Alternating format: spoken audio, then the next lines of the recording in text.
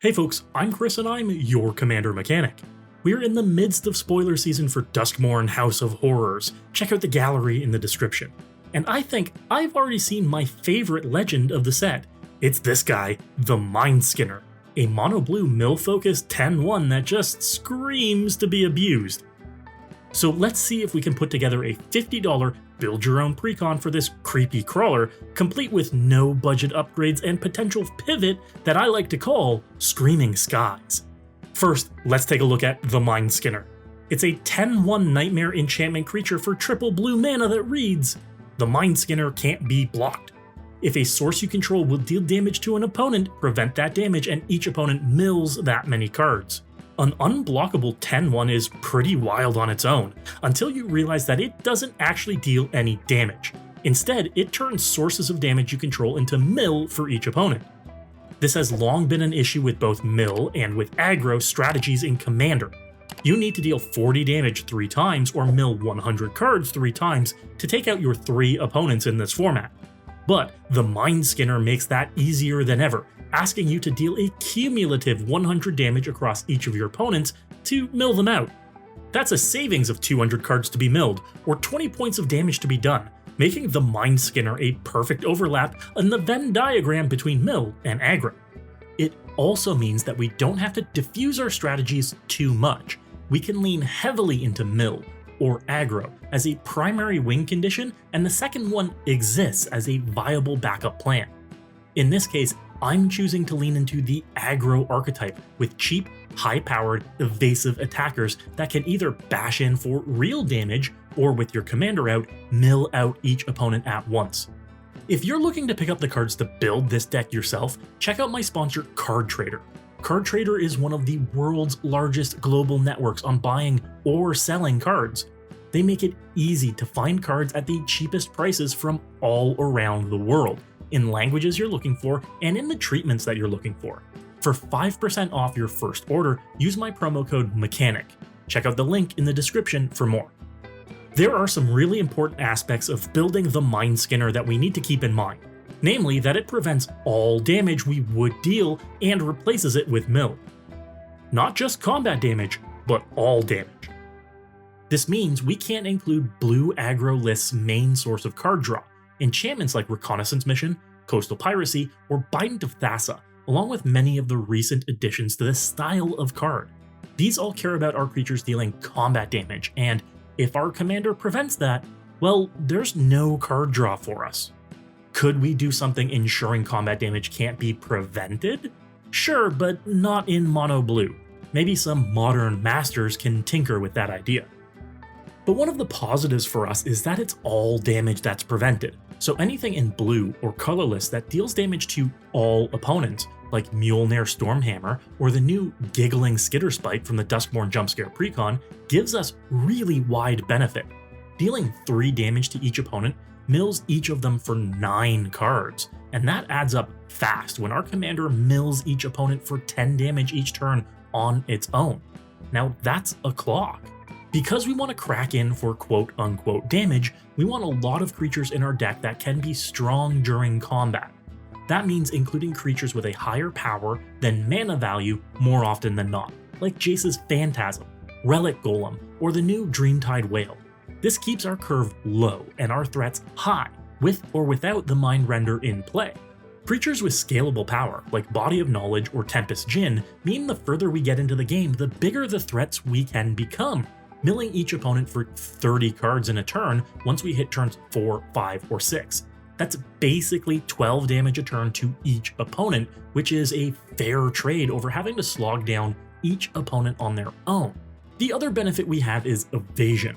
Small flyers like Spectral Sailor, Essior Wardwing Familiar, or Siren Stormtamer make for more damage each turn, as flying is basically unblockable in Commander. These little dorks are great for holding massive power boosting equipment too. Slap an Imperial Plate, Strata Scythe, or Blackblade Reforged on a 1/1 flyer and turn it into big swings of damage in a mono blue deck. With a commander that, I remind you, is unblockable, it means we can be milling each opponent for more cards than damage we would be doing to a single opponent at a time.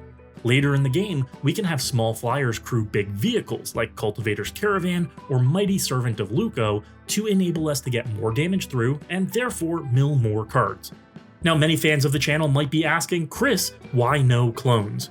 And yes, while I do love cloning commanders in decks, the Mindskinner doesn't actually do anything special in multiples. The only benefit, and sure, it is a benefit, is that you get an extra 10/1 unblockable creature. See, the Mindskinner's effect is a replacement effect, so in multiples you need to select one replacement effect, meaning you don't get to mill each opponent for twice as much when damage is done with 2 Mindskinners out. But if you did want a few extra 10/1 unblockable creatures, well, Spark Double, Quantum Misalignment, and Irenicus's Vile Duplication are all pretty sweet options for that kind of thing. We need to round out the base list with ways to take care of graveyards though. One of the downsides of mill as a win con is that you might be giving your opponents extra resources. This is where cards like Soulless Jailer, Silent Gravestone, and Unlicensed Hearse come into play. Along with some other colorless options, we can ensure we aren't giving our opponents cards with flashback or strong reanimator pieces too early in the game. Trust me, that's come back to bite me before. It also means we can snipe at reshuffle effects too. Gaia's Blessing or Eldrazi Titans or Incarnations can all be exiled from graveyards with their triggers on the stack.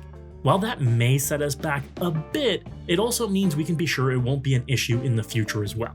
And if it is an issue, well, there's the old fallback of attacking life totals instead. That becomes way more efficient when we have only one opponent to worry about though. Of course, this wouldn't be a build your own precon without the pivot. An alternate build using an alternate commander in the deck, and the Screaming Skies precon is backed up by Kefnet the Mindful. This 3-mana 5/5 god has flying and indestructible and reads, Kefnet can't attack or block unless you have 7 or more cards in hand. Pay 3 and a blue to draw a card, then you may return an island you control to its owner's hand. The pivot to Kefnet is a focus on the more aggro side of the deck, with a heavy reliance on undercosted creatures and unblockable damage, along with lots of ways to draw cards. This version of the deck definitely wants all of the ways to draw cards from combat damage, Deep Fathom Skulker, Reconnaissance Mission, and the Indomitable, as well as more. There's nothing preventing our combat damage regularly in this pivot, so let's make sure we capitalize on it, while also ensuring we have a full grip of cards at all times to keep Kefnet active. Loading up with cards also benefits equipment like Imperial Plate and Hand of Vecna, which are perfect to pop on our little evasive or unblockable creatures and start one-shotting opponents. Big additions to this version of the brew would be big flyers like Ancient Silver Dragon, anything to load up on cards and make sure we have the most options the most of the time. We could even be in the realm to get wins with Triska Decaphile. 13 cards in hand isn't hard to do with all of these draw effects at our command. This version of the deck would also run Psychosis Crawler for another way to win without combat damage. Just load up on draw effects, drop the crawler pre-combat, and win on the attack. Easy. We wouldn't necessarily need to keep the Graveyard Exile effects, one-time card draw, or mill enablers in the list anymore if we're consolidating in this direction, but it's a way to create a deck around an archetype we don't normally see in this color. Very cool. Now, of course, what would we do if we wanted to add some real money to the deck? Let's look at the upgrade. And here's where we can focus on blue's big money cards like Rhystic Study. Still the best answer to blue card draw, no matter how much I personally dislike the card. It's your best repeatable card draw option bar none and would naturally be at home here. So would better counter magic. Swan Song, Strict Serenade, and An Offer You Can't Refuse would all fit seamlessly in the deck and would not hurt its already very, very low mana curve. On the artifact side of things, Sword of the Animist would be a great addition, providing us a little more ramp in mono blue considering the trigger is on attack. The other swords like Hearth and Home and Forge and Frontier won't work here as the Mindskinner is preventing combat damage, so those triggers are like Zagoggles, they do nothing. However, additional equipment like Mithril Coat, Commander's Plate, or the Silver Shroud costume would be good additions. Ways to save creatures from board wipes or targeted removal is at a premium here, since we have high value creatures and a commander with only 1 toughness. But overall, this list is a very low to the ground, figuratively, deck with an average mana value of under 3. It attacks on multiple angles and clocks in at under $50, it will not break the bank.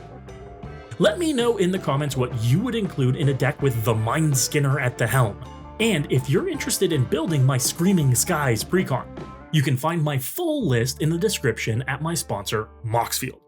MOXFIELD is the best deck building platform in the world and makes it easy to stay on budget with their dynamic pricing based on your preferred vendors in the currency you're most familiar with. While you're checking out this deck list, follow my profile to never miss a brew. And be sure to check out Card Conduit. If you're looking to sell your cards, ship them unsorted to Card Conduit, where they'll assess your cards and get you the best prices. They keep a cut of the sales and send you the rest. Easy. Don't mess with multiple buy lists again, or person-to-person sales for a single card at a time. Sell it all with Card Conduit today. And while you're here, be sure to check out these other videos on the channel. If you were inspired to brew today, you have to hit that subscribe button. And as always, folks, good luck and have fun.